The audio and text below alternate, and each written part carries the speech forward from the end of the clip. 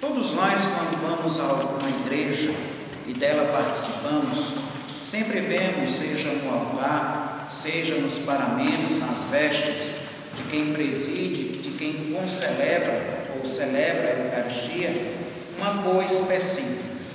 Isso tem uma significação. A liturgia, ela é viva, ela é uma ação do povo de Deus. E como ação do povo de Deus, ela quer expressar também através daquilo que é sensível, aquilo que é de Deus. Dentro dessa percepção mais profunda, a Igreja instituiu cores vividas durante os tempos e os dias consagrados ao Senhor, aos santos e dentro do nosso calendário litúrgico.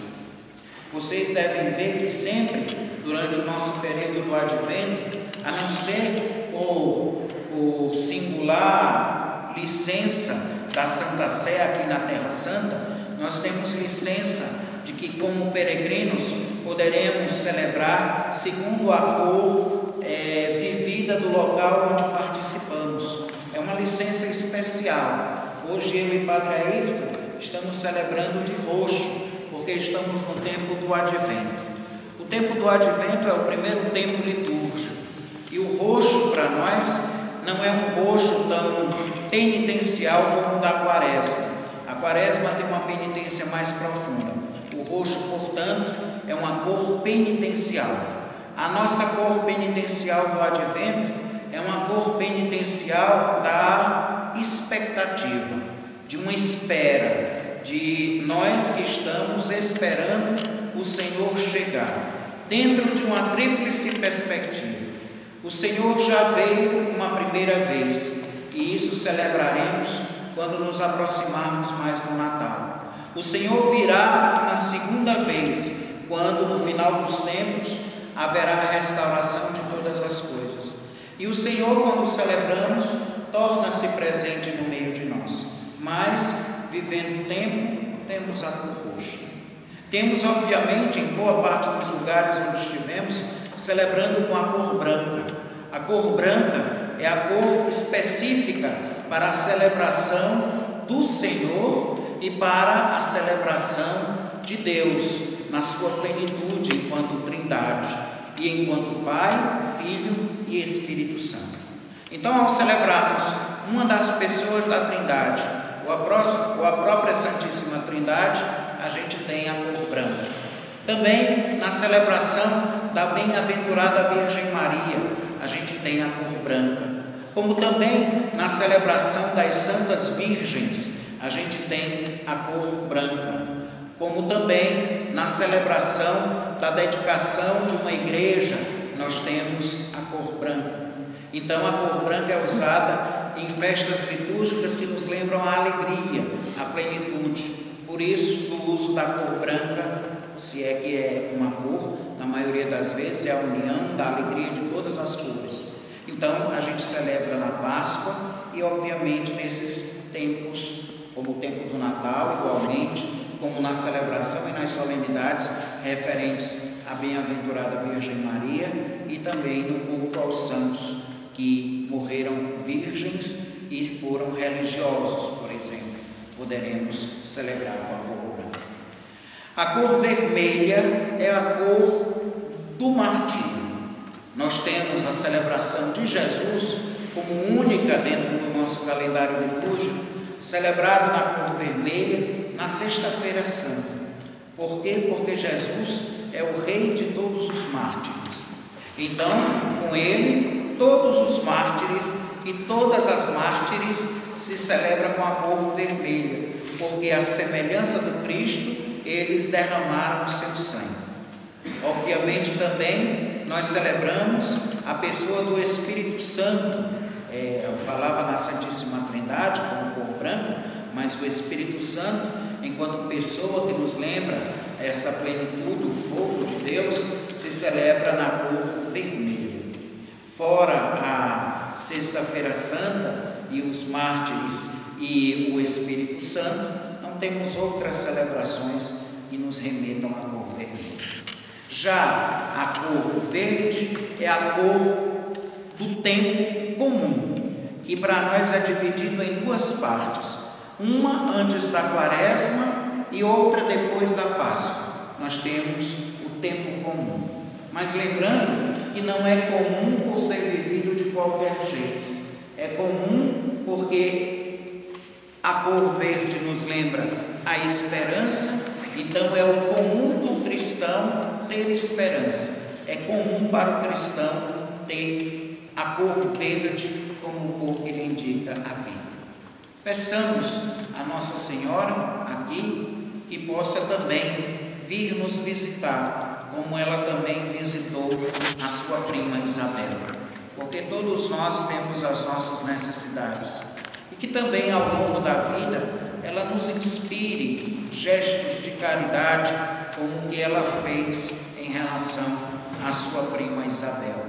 Ela saiu do conforto da sua terra, a Galileia, e segundo uma tradição antiga e o próprio relato bíblico, ela veio aqui para as montanhas para visitar a sua prima. Que a gente tenha também a mesma caridade e possamos usar o mesmo amor. Acredito que sejam judeus ou cristãos ou muçulmanos ou qualquer outra manifestação de fé, se viver o amor, eu penso que vive toda a lei, seja a lei mosaica, seja a nossa lei cristã, e de uma certa forma brota da lei mosaica, da lei judaica, seja até mesmo a vida muçulmana. Penso que a visão que tínhamos de que os homens de boa vontade, estes herdarão, como nós acreditamos, o reino dos céus e a presença de Deus. E como Isabel, não me alongando mais, do que eu sempre costumo fazer, a gente peça que a gente tenha sempre a sensibilidade de perceber aquele que nos vem visitar. E não tenhamos a falsa humildade de não querer a ajuda necessária quando de verdade precisamos dela.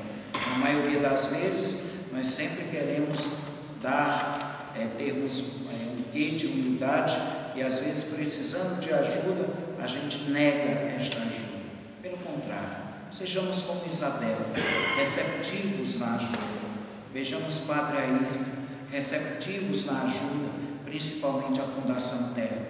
Pensemos em todo o gênero que aparece para nós de pessoas no Novo e no Antigo Testamento, aliás, no Primeiro e no Segundo Testamento, que nos deixam transparecer de uma forma clara a graça de Deus para nós.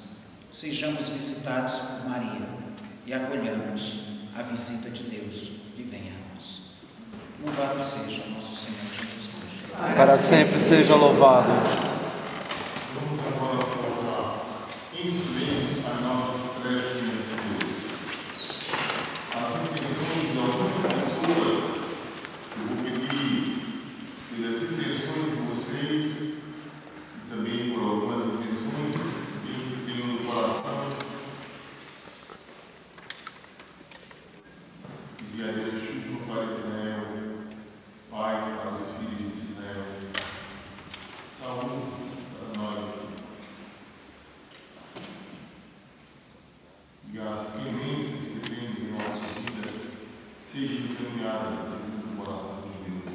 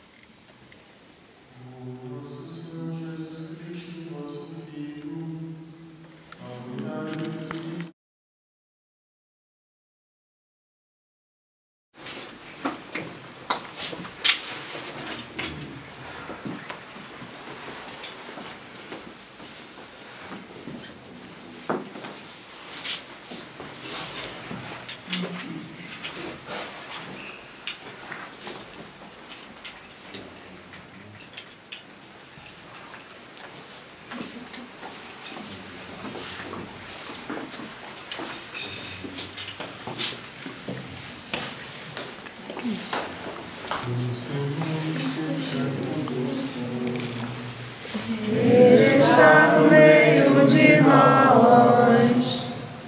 Proclamação do Evangelho do nosso Senhor Jesus Cristo, segundo Lucas. Glória a vós, Senhor. Maria ficou 3 meses com Isabel.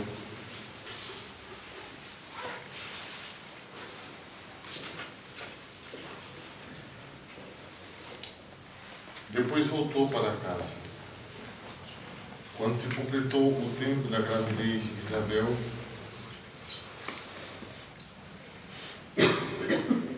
ela deu à luz um filho. Os vizinhos e os parentes ouviram quanta misericórdia o Senhor lhe tinha demonstrado e alegravam-se com ela. No 8º dia foram circuncidar um menino e queriam dar-lhe o nome de seu pai, Zacarias. A mãe, porém, disse: não, ele vai se chamar João. Disseram-lhe: ninguém entre os teus parentes é chamado com este nome. Por meio de sinais, então, perguntaram ao pai como ele queria que o menino se chamasse. Zacarias pediu uma tabuinha e escreveu João o seu nome. E todos ficaram admirados. No mesmo instante, sua boca se abriu, a sua língua se soltou, e ele começou a louvar a Deus. Os vizinhos se encheram de temor, e a notícia se espalhou por toda a região montanhosa da Judéia. Esta nós estamos. Todos que ouviram a notícia ficavam pensando: que vem a ser este menino? De fato, a mãe do Senhor estava com ele. Zacarias, seu pai, cheio do Espírito Santo, profetizou, dizendo: bendito seja o Senhor Deus de Israel, porque visitou seu povo e o libertou, e fez surgir para nós um poderoso Salvador, da casa de Davi, seu servo, assim como tinha prometido desde os tempos mais antigos, pela boca dos seus santos profetas, de salvar-nos dos nossos inimigos e das mãos de quantos nos odeiam. Ele foi misericordioso com nossos pais, recordou-se de sua santa aliança, do juramento que fez a Abraão, nosso pai, de nos conceder, que sem medo e livre dos inimigos, nós o sirvamos com santidade e justiça em sua presença, todos os dias de nossa vida. E tu, menino, serás chamado profeta do Altíssimo, pois irás à frente do Senhor, preparando os seus caminhos, dando a conhecer a seu povo a salvação com o perdão dos pecados.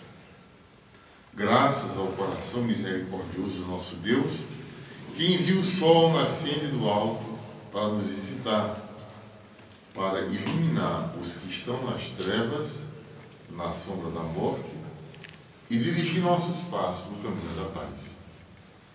O menino crescia e seu espírito se fortalecia.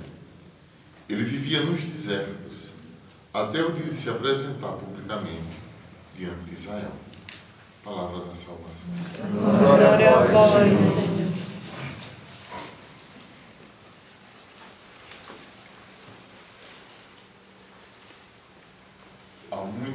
Há várias maneiras do Senhor visitar ou nos visitar.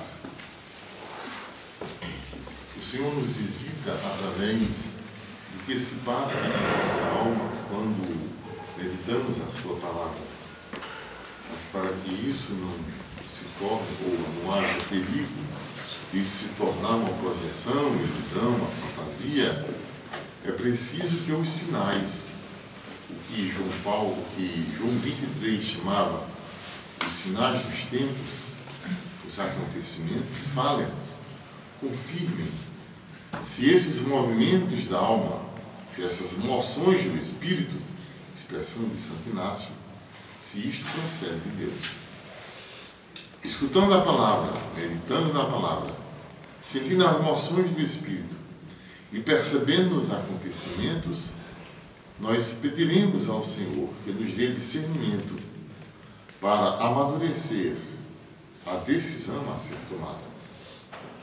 E uma vez a decisão tomada, ela há de ser pronunciada. E as consequências hão de ser assumidas. Assim aconteceu com João Batista, aconteceu com Jesus, aconteceu com os santos profetas, mártires, aqueles que, tomados pela palavra, amadureceram o seu sentido, leram os sinais e lançaram-se à missão. E Deus estava com eles, como está conosco, que recebemos o mesmo Espírito no dia em que aceitamos a palavra e nos tornamos povo de Deus, raça escolhida, sacerdócio régio e nação santa, como o povo de Israel. Louvado seja o nosso Senhor Jesus Cristo. Para sempre seja louvado.